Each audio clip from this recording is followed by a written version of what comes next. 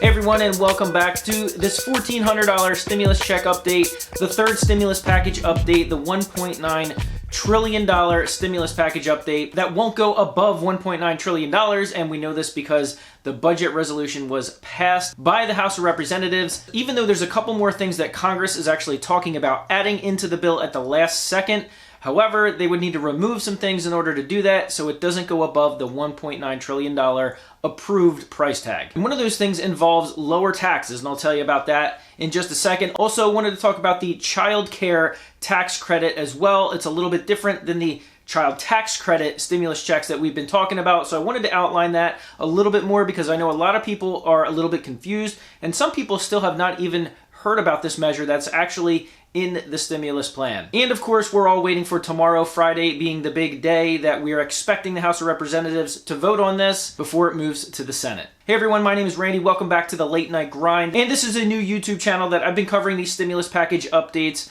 because it's of great interest to me. And so if you'd like to follow along with all these developments, I put out videos like this every single day, just getting you caught up to date on what's going on with the stimulus package and when we're going to see stimulus checks. Then go ahead and click that subscribe button, and don't forget to tap that bell notification icon. That way you'll be notified when I release a new video, which I do pretty often. And more recently, I have been putting out a couple other videos that deviate from the stimulus plan. Early this morning, I put out a video discussing what the new GameStop short squeeze rise is actually doing. You can go check that out there if you're interested in that topic. And if you're a current subscriber, I really appreciate you smashing that thumbs up button. You guys have been doing an awesome job. And even if you're not subscribed, if you click on that thumbs up button, it really helps out with the YouTube algorithm. All right, guys, well, let's get into it. Like I've been saying for the past week or so, tomorrow is the big day. This is the big vote day for the House of Representatives to vote on the American Rescue Plan and pass it through the House. It's fully expected to pass. There's really no roadblocks ahead of it. Democrats have enough of a margin there that even if there are a couple defectors that vote against it, it's still going to pass and get passed through to the Senate. Nancy Pelosi said for about a week now that Friday is the day that she has earmarked to get this voted on. But in order to do that, the full bill has to actually be written up.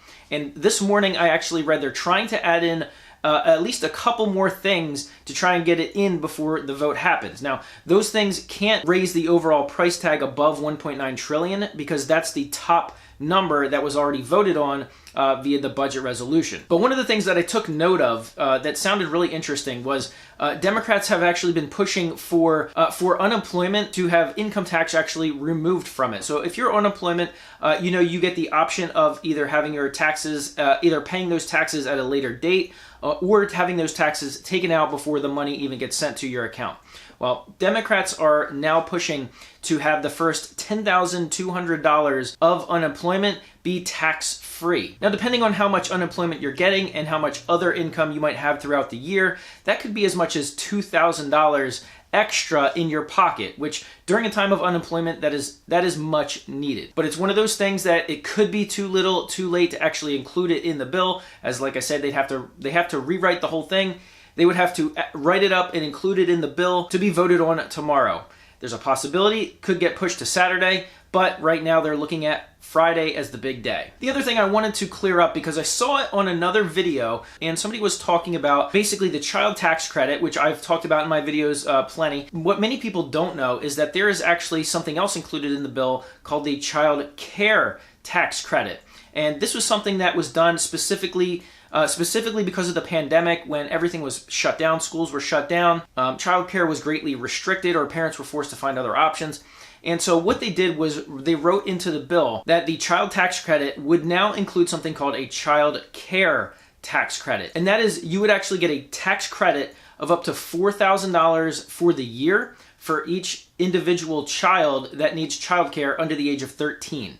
Or up to $8,000 if you have 2 or more children that need to be in childcare. Now, as it was written, it said it would cover essentially up to half of the cost of childcare, or the $4,000 or $8,000. But I saw that and I wanted to clear that up because I saw that there was actually 1 or 2 people in comment sections of my video as well as other people's videos that said that extra child tax credit, that $300 per month or $250 per month, depending on the age of the child, that is likely to go through now in this bill. The people were saying how excited they were to hear that because that was going to help them pay for childcare since they were forced to find other childcare options when everything was just shut down and kind of thrown up in the air when the lockdowns happened. So I just wanted to throw that out there to clear that up, because the child tax credit is going to be different. That's $300 a month or $250 a month from July to December, and the rest you will get on your 2021 tax return as a credit.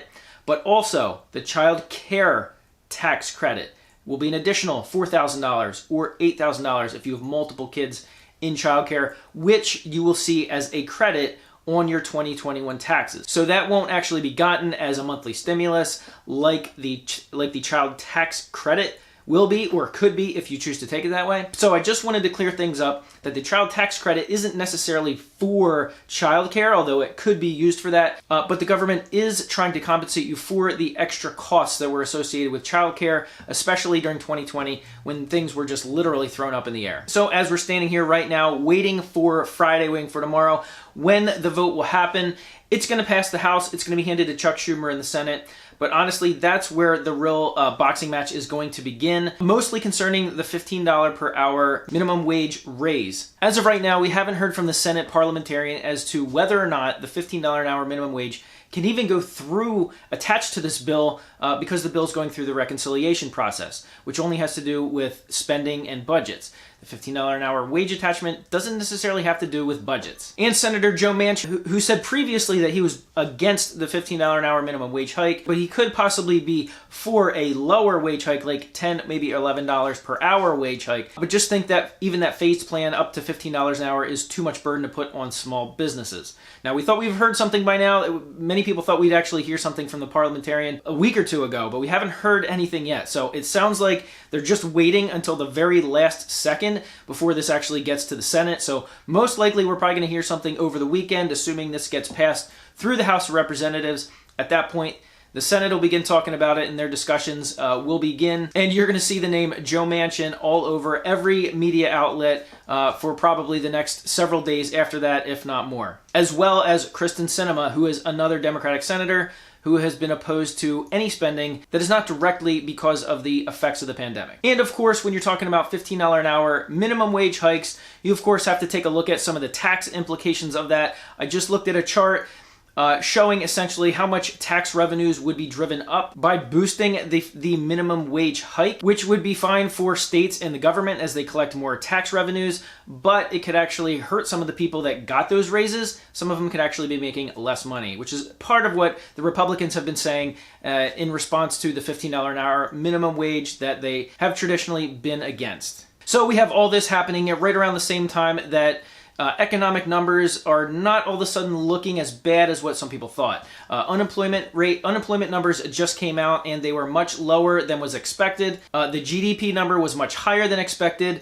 Spending on durable goods and services was also much higher than expected. And all this news kind of comes at a time when several economists were now showing the Biden administration that the $1.9 trillion stimulus package may actually be a lot more than what's needed. But of course, Joe Biden basically doubled down on it and said, well, it's better to go big at this time than risk spending too little and actually not getting through this economic downturn fast enough. Fed Chairman Jerome Powell said they're not worried about inflation, at least not long-term inflation, although there will be some spikes in inflation here and there. They're not worried about it long-term. But if you want to continue to hear more about this as we go along the way and see these daily updates, don't forget to click that subscribe button. And like I said, smash that like button. It really helps out with the YouTube algorithm. I greatly appreciate it. So thanks for watching, and I'll see you guys on the next video.